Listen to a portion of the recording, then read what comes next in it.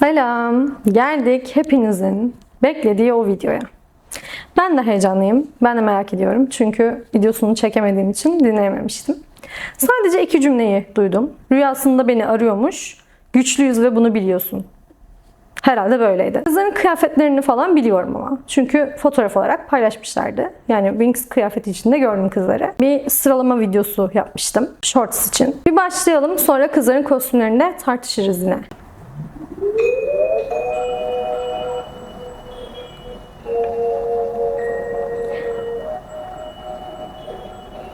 Çok güzel geliyor kulağa.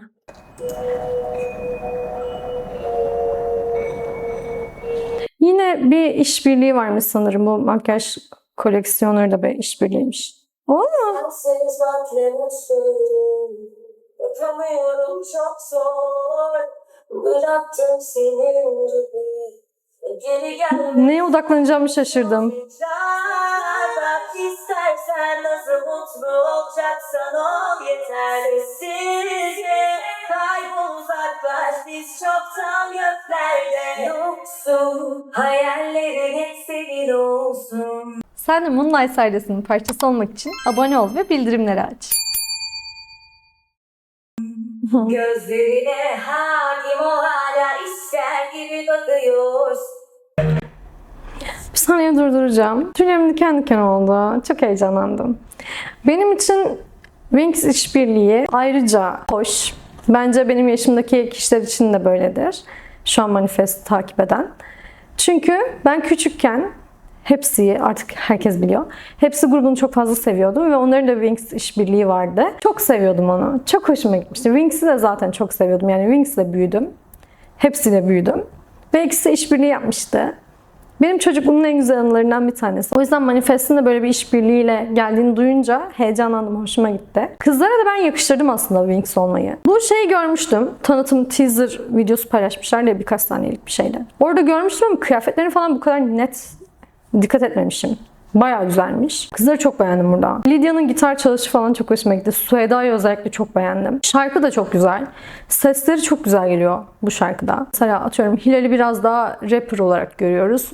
Ama burada sanki farklı bir yönünü biraz daha parlatabilmiş gibi geldi. Lydia ile Sueda zaten vokal. Onların seslerinden zaten herkes emin yani. Zaten vokal olarak girdiler. Tek sıkıntı ne benim için biliyor musunuz?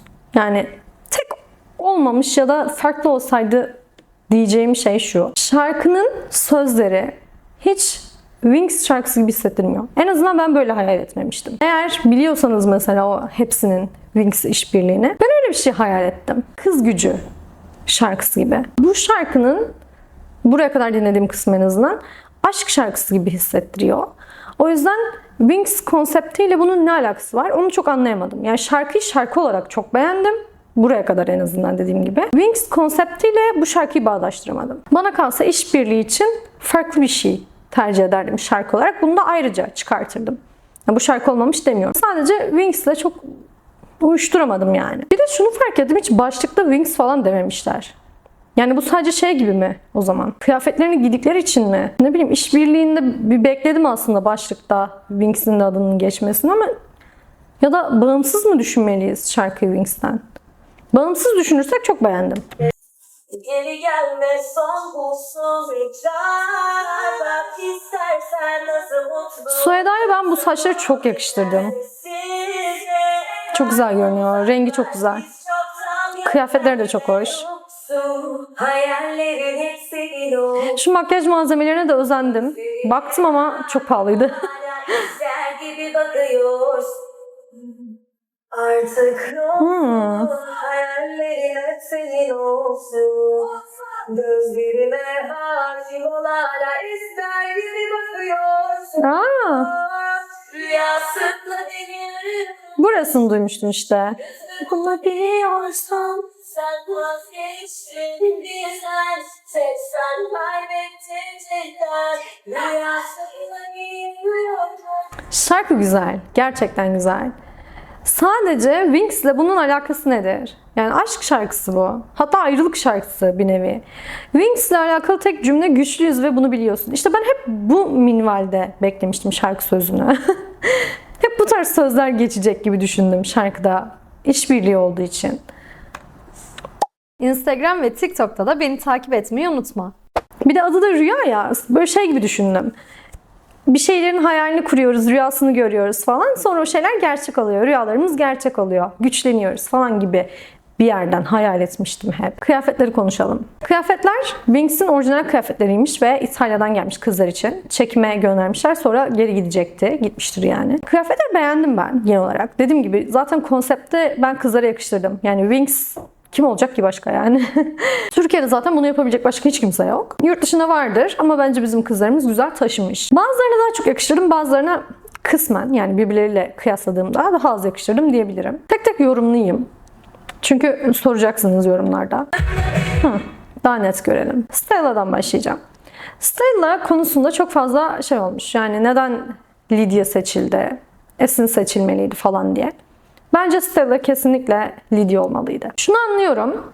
Esin'den Stella olmaz mıydı? Olabilirdi. Biraz insanlar karaktersel yaklaştıkları için Tekna da biraz soğuk bir karakter. Stella daha cıvıl cıvıl falan. Esin de öyle ya. Hani daha neşeli falan. Tekna'yla çok uyuşturmamışlar ama bunu tipsel olarak seçmişler zaten. Karakterlerine bakarak seçtiklerini zannetmiyorum. Görsel olarak kim daha çok benziyorsa gibi yapmışlar. Ve kızlar kendileri seçmişler zaten. Öyle açıkladılar. Ben olsam ben de Lydia'yı Stella yapardım. Ama şunu anlıyorum. Esin'den Stella olmaz mıydı? Olurdu. Eğer Lydia'nın eski hali olsaydı, manifesteki hali değil de TikTok çektiği dönemler var ya, saçları kısa falan. O hali olsaydı şu an bence ondan Tekne olurdu o halinden. Ama şimdiki stillerine göre yorumlayacağız. Şimdiki tarzlarına göre. Çünkü grup içinde Lydia'yı konumlandırdıkları yer öyle bir yer değil zaten. Öyle bir şekilde konumlandırmadılar baştan beri. O yüzden manifest içinde Lydia bence Stella için en uygun kişi. Ama dediğim gibi yani eski Lydia olsaydı ona katılıyorum. Tekne olurdu o halinden. Stella'yı beğendim ben. Lydia'ya yakıştırdım. Lydia zaten benim güzellik anlayışıma uyan bir kız. Sadece biraz daha ne diyeyim, özenilebilirdi mi diyeyim. Çünkü diğer kızların sanki makyajları, saçları daha güzel. Lydia biraz daha basit kalmış onların yanında. Yoksa tek başına güzel. Sadece kıyasa koyduğumda. Flora'ya geçelim. Karaktersel olarak yine ben de vibe'ını çok uyuşturmuyorum Sueda'yla. Ama görsel olarak çok güzel olmuş. Dediğim gibi karaktere baktıklarını düşünmüyorum zaten. Bence görsel olarak düşündüler. Kıyafet çok yakışmış. İnsanlar neden pembe giymiş Flora? Yeşil giymesi lazımdı falan demişler. Ama Flora'nın zaten kıyafeti pembeydi. Yani Winx'te de öyleydi. Yakıştırdım, ben beğendim. Sueda'nın saçını ve makyajını çok güzel yapmışlar bence. Çok güzel görünüyor. Lydia'da dedim ya, hani sanki az özenilmiş gibi.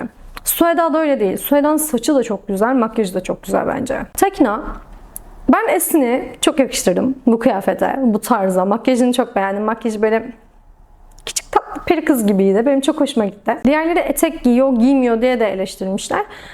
Bence farklılık olması güzel. Güzel de taşımış. Ben beğendim. Esin'i görünüş olarak çok beğendim. Sadece saçlarını biraz daha farklı yapabilirlerdi renk olarak. Hepsini boyamasalar bile çok cosplay durur diye belki hepsini boyamak istemezlerdi ama uçlarını falan boyayabilirlerdi sprey boyayla. Geçici bir şekilde. Daha böyle pembemsi, morumsu bir şey yapabilirlerdi en azından uçlarını diye düşünüyorum. Diğer kızlar hep böyle saç rengi olarak tutuyor canlandırdıkları kişiye. Ama onunki tutmuyor ya hiç. Öyle bir şey yapılabilirdi ama beğendim. Hilal'i ben aşırı yakıştırdım. Ayşe diyorlar galiba şu an. Biz küçükken Layla diyorduk. Layla diyeceğim o yüzden. Bence görünüş olarak Layla'ya çok uyuyor. Ve saçı falan çok tatlı olmuş. Bu saçla, kıvırcık saçla ten rengini çok uyuşturdum. Ne alaka bilmiyorum ama çok güzel geldi. Böyle bütün olarak çok hoşuma gitti. Beğendim. Ve bence zaten tam Layla yani. Kim seçeceklerdi başka? Geçiyorum Mina'ya. Mina Bloom. Kostüm olarak en kötü kıyafet Bloom'unki. Ben olsam ben de Bloom karakterini Mina olarak seçerdim. Vibe'ları bence benziyor biraz. Ve hani kim olacak dediğim gibi başka grupta en uygun kişi de o. Sadece Mina bence eski haliyle, normal yani bu işbirliğinden önceki haliyle daha fazla Bloom'a benziyordu. Saçının rengini falan birazcık değiştirmişler. Daha az benzemiş. Kızı bıraksaydınız olduğu haliyle daha çok benziyordu bence. Hiç keşke saçıyla falan uğraşmasalarmış. Kıyafet olarak ama Bloom'u hiç beğenmedim ve Bloom ana karakter. Daha çok öne çıkması lazımdı. Çıkamamış. Niye öyle oldu bilmiyorum. Ve Bloom bu arada benim en sevdiğim karakter. Winx'te. Çok seviyordum ben Bloom'u. Hala da en çok onu seviyorum. Ama kıyafetini sevmedim. Ya kötü mü? Kötü değil ama diğerlerine baktığımda en kötü kıyafet bence Bloom'unki. Daha güzel olabilirdi. Bir de ana karakter sonuçta. En çok ona özenilmesi lazımdı gibi geliyor. Yani Mina'dan bahsetmiyorum. Bloom olarak baktığım için. Ve geldik Zeynep'e. Zeynep ve Musa bence çok iyi match olmuş. Zaten ben Zeynep'in bu saçlarını çok seviyorum. Mavi saçı da çok sevdiğim için. Ekstra beni Zeynep çekiyor bu saç rengiyle. Çok sevdim ya. Yakıştırdım yani. Hem karaktersel olarak da yakıştırdım Musa'ya. Hem de görünüş olarak yakıştırdım. Kanatları çok değişik. Saçları falan da güzel olmuş. Genel olarak beğendim. Hiçbirimiz de bunu biliyorsun. Sen vazgeçtin diye sen kaybettin. Bu da bana neyi hatırlattı biliyor musunuz? Hepsinin yalan klibi vardı ya. Küçük bebişleri var. Animasyonları böyle çeviriyorlar, açılıyor. Sonra klibe giriyorlar falan. Onu hatırlattı. Orada animasyonlar hepsi izliyor. Burada da kızlar kendi işte peri hallerini izliyor. Anlatabildim mi? Tam tersi ama benziyor. Katıla tıkla ve ayrıcalıklı üye olmanın tadını çıkar. Tek sen kaybettin cidden. Rüyasında Ya çok tatlı olmuş saçları falan. Hilal'e çok yakıştırdım. Bir dakika şarkı kaçırdım. sen vazgeçtin. Tek sen kaybettin cidden. İstedim sevilemem ben başlarla. Artık hiç önemi yok. Bakıyorum da sorun unutma. Yüzüme dönen bile zor. Sıcak bak istersen. Olacaksa o. Kanatların şu şeyi görünmeseydi. Kanatlar takılı ya. Yani gerçek kanat gibi dursaydı. Takma olduğu çok belli oluyor. Keşke onu yok etselerdi. Bir de bence dövmeleri kapatsalardı. Dövme görmeseydik. Bence daha güzel olurdu. Sanki böyle izlerken insanın göz oraları takılıyor gibi oluyor. Unutma. Yüzüme dönen bile zor. Sıcak bak istersen nasıl mutlu olacaksan ol yetersizce kaybol. Yine bir eleştiri yapacağım. Bunların hepsi bu arada ekiplerine olan eleştiri. Kızlarla bir alakası yok. Mina'nın gözleri çok güzel. Bu kıza neden böyle makyaj yapıyorsunuz? Öyle bir makyaj yapıyorlar ki kızın gözleri kayboluyor. Ve gözleri çok güzel aslında. Olacaksan ol yetersizce kaybol. Hiç gözünün rengi belli olmuyor. Öyle bir makyaj yapıyorlar ki. Çok tatlı. Esin de çok yakışmış. Aa, saçını boyasalardı keşke ya. Çok yakışırdı. Rüyasında beni arıyormuş. Çok güzel. Sen vazgeçtin bizden. Tek sen kaybettin cidden. Rüyasında beni arıyormuş. Aa, dans da güzel. Ay ben burada Sueda'yı çok beğendim ya. Burada Sueda o kadar güzel ki. Bu saç rengi mükemmel ve kıyafetler de çok yakışmış. Peri halinden daha güzel bence burada. Tek sen kaybettin cidden.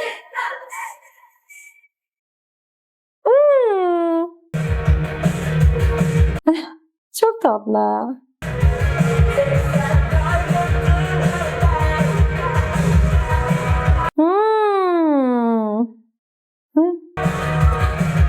Wow. Böyle Wings'le birleştirmişler ya görüntüleri. Daha çok benziyorlar.